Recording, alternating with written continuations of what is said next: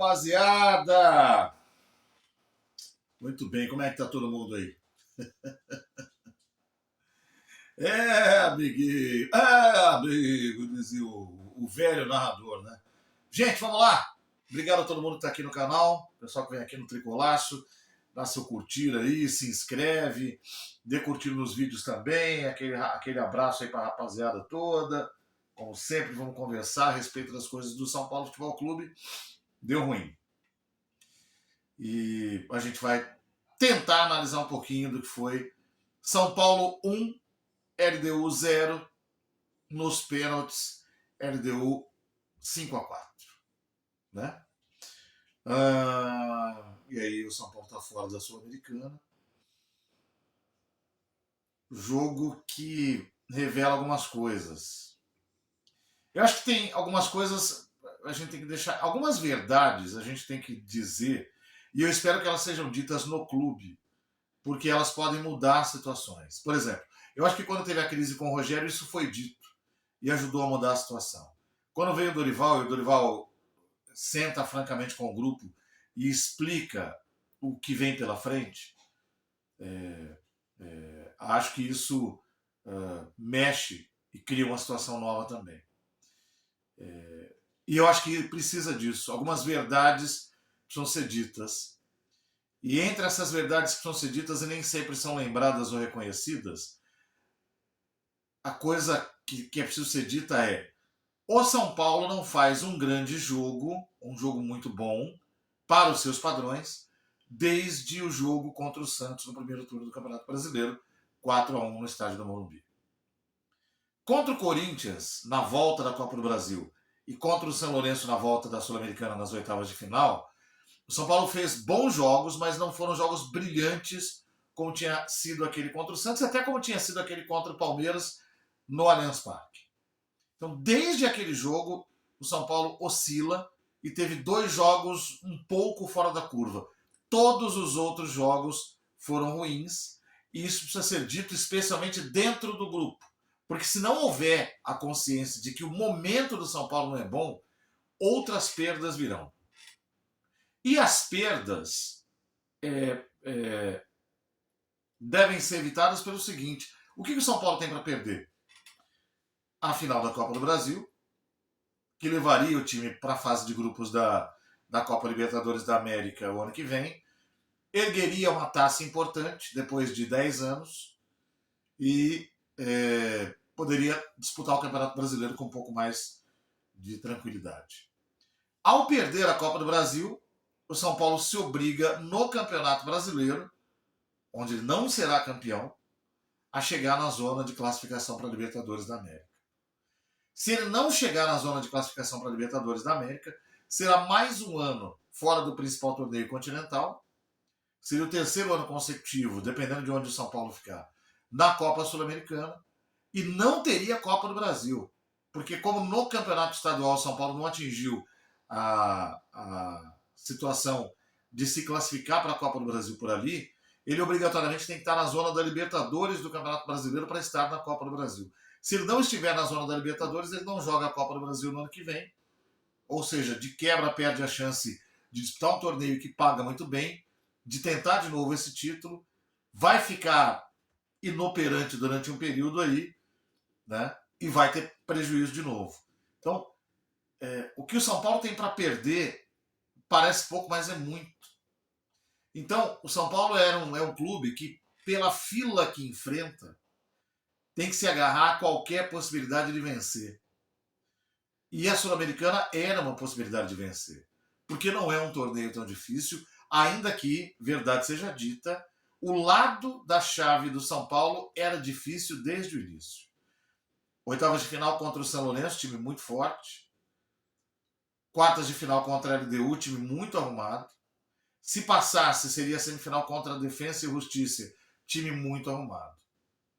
Do outro lado, tem o Corinthians agora, que eu até brinquei dizendo que eu acho que o Corinthians vai acabar sendo campeão, não porque ele se preparou para isso, mas vai acabar caindo no colo.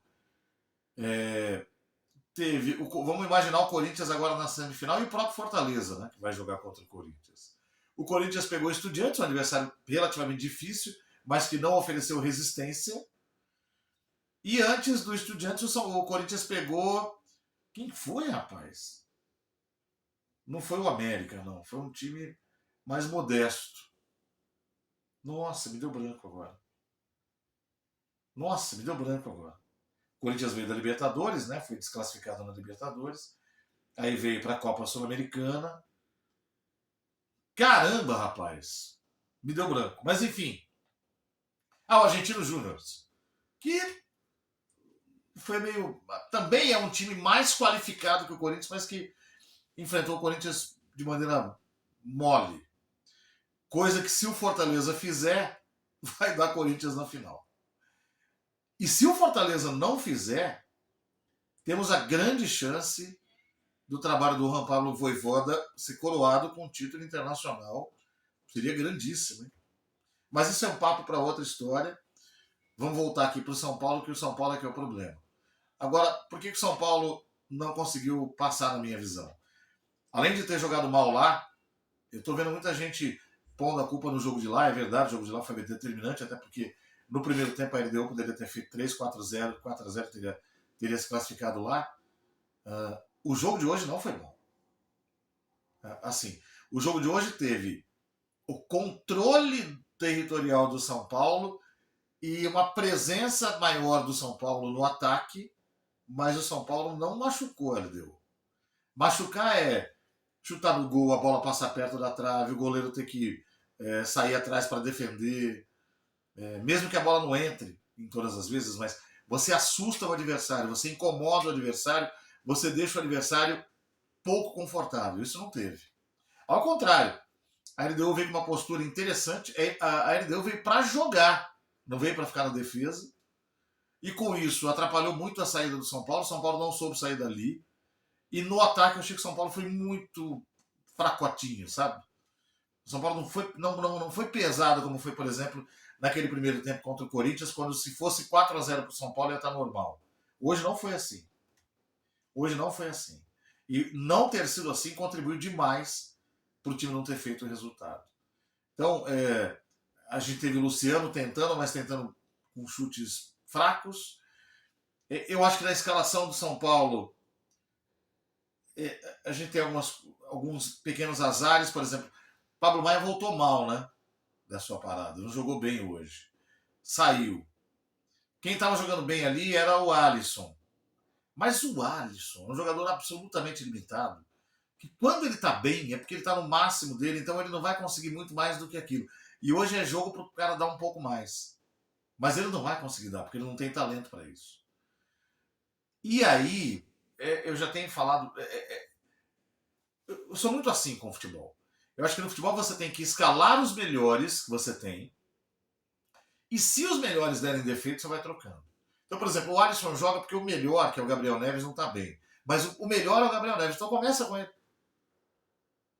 O Luan, ao longo da história, é mais titular que o Pablo Maia. O Pablo Maia ganhou o lugar, né, com mérito, mas não está bem em alguns jogos. E o Luan, nos últimos 3 jogos em que entrou bem. Hoje eu colocaria o Luan. Você não tem que ter muita dúvida, por exemplo, para colocar um cara que briga mais do que o Rodrigo Nestor no meio. Agora, tem coisa que o técnico tem que observar e fazer escolhas que sejam bem cirúrgicas. Por exemplo, eu não vou reclamar com o Dorival dele ter colocado Lucas, Calera e Luciano para começar o jogo. Achei ótimo.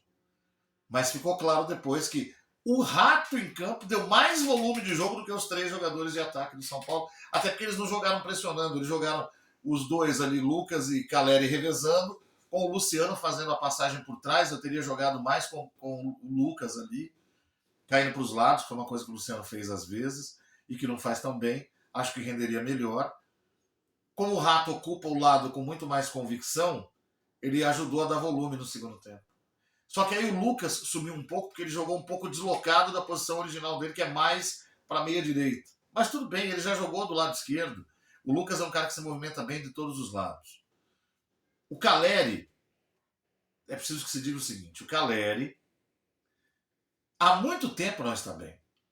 O que tinha sobrado para o Calleri nos últimos tempos era a luta.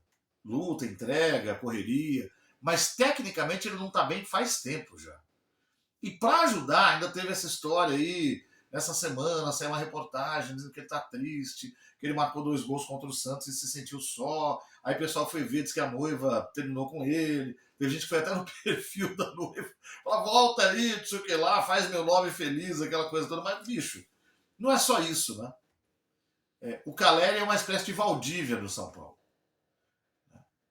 O Valdívia era aquele jogador que o palmeirense tinha como craque, que era muito bom tecnicamente, mas o Valdívia era um símbolo de uma época de vacas magras do Palmeiras, onde o craque que o Palmeiras podia ter era o Valdívia. O Valdívia, já disse isso para amigos meus palmeirenses, não jogaria nos times do Abel hoje. O Valdívia é jovem. Não jogaria, porque você tem jogadores que são mais completos que ele, fazendo o time jogar. E o Caleri é isso. Né? O São Paulino adora fazer entrega, porque gosta, mas o Caleri é limitado. O Caleri foi para a Europa e não ficou. Quando ficou, ficou em times de menor projeção. E o Caleri não está bem tecnicamente. Ele é bom jogador, sim. Ele não é craque. Ele é bom jogador, mas ele tem mais luta do que bola. E ultimamente até a luta dele caiu um pouquinho. Então talvez fosse o caso de pensar se tinha mesmo que insistir com ele até o final. O Rames Rodrigues é um capítulo à parte, porque ele, para mim, entrou muito bem. Ele multiplicou o volume de jogo do São Paulo no segundo tempo. Ele cruzou a bola do gol do Arboleda no escanteio. Porém, ele perdeu o pênalti. Que foi o único pênalti perdido em toda a disputa. Craque de milhões de dólares. Espero que até pela experiência ele fique bem, não se sinta mal, mas ele foi o principal responsável pelo São Paulo não ter vencido decisão hoje. E eu digo isso porque estou vendo muita gente pegar no pé do Rafael com o seguinte argumento. O Rafael não pega pênalti. Cara, isso virou de um jeito na internet que virou uma espécie de coisa assim, esse cara tem que sair porque ele não pega pênalti. Só queria lembrar uma coisa. Goleiro pegador de pênalti é exceção, não é a regra. Goleiros pegam pênaltis, né? Eventualmente. Mas pegadores de pênalti, tipo Cássio, ou que o Rogério Ceni foi, alguns outros goleiros que a gente viu, são a exceção e não a regra. E o Rafael, é bom que se diga, para mim foi o melhor do São Paulo no jogo de Quito. E hoje, logo no começo do jogo, já salvou o time também e em outros lances também. Então ele não pode ser o culpado, cara. Agora, vamos lá, para fechar de vez. Dorival Júnior. Qual é a minha preocupação com o Dorival? É a mesma de quando ele veio. O Dorival é bom, o Dorival é inteligente, o Dorival tem bons conceitos técnicos desde o seu início de carreira. O Dorival ficou parado um tempo, quando voltou para o Ceará, mudou o Ceará. E aí foi levado pelo Flamengo e ganhou Libertadores e Copa do Brasil no Flamengo. Mas o Dorival tem um perfil que o acompanha desde quando ele surgiu. Especialmente em time grande, isso fica muito evidente. O Dorival tem um momento de desassombro, né? Sobe a ladeira, tal, brilha, e depois ele tem uma queda. Esse jeito muito, o amigão, tal. Além do fato de que o treinador precisa convencer muito o jogador, né? O tempo todo está convencendo. A impressão passa de fora. Eu acho que o Dorival precisa provar isso. É de que esse amigão, esse negócio, os caras uma hora acabam se deitando no Dorival. Então, vai ter uma data FIFA agora que vai dar ao São Paulo 9 dias de janela. Eu acho que era para o Dorival sentar, a diretoria sentar e falar, e aí, meu? Como é que é? Apaga tudo e vamos começar de novo? Porque o São Paulo não pode perder a final da Copa do Brasil. Era para ser normal, tá? Porque o outro time é o Flamengo. Só que é o que sobrou, vai ter que ganhar. E a gente vai ter que comemorar. Mas é complicado jogar com obrigação. Outra coisa, o São Paulo tem a obrigação de entrar em campo domingo e ganhar do Coritiba. Cara, um empate com o Coritiba vai ser uma vergonha maior do que perder para o América. Um empate com o Coritiba em casa Porque eu estou dizendo o seguinte, a recuperação do São Paulo, a volta da moral, a recolocação do São Paulo dentro de um cenário positivo, para entrar no período de folga relaxado. Você não pode perder para o Coritiba e entrar no período de folga, putz, agora vem a final com o Flamengo, nós estamos ferrados. Cara, você tem que ganhar do Coritiba. Empatar com o Coritiba domingo, 8h30 da noite no Morumbi. Empatar com o Coritiba domingo será uma absoluta e completa vergonha. Vergonha. Nem pensem nisso. Porque os objetivos são grandes, mas as possibilidades não são tão grandes assim. E a gente não aguenta mais, cara. O São Paulo precisa tirar o sufoco. E só vai tirar o sufoco se jogar bem e vencer o Flamengo nessa final da Copa do Brasil. Por esse vídeo aqui, muito obrigado pela sua atenção conosco. Até a próxima. Não, São Paulo.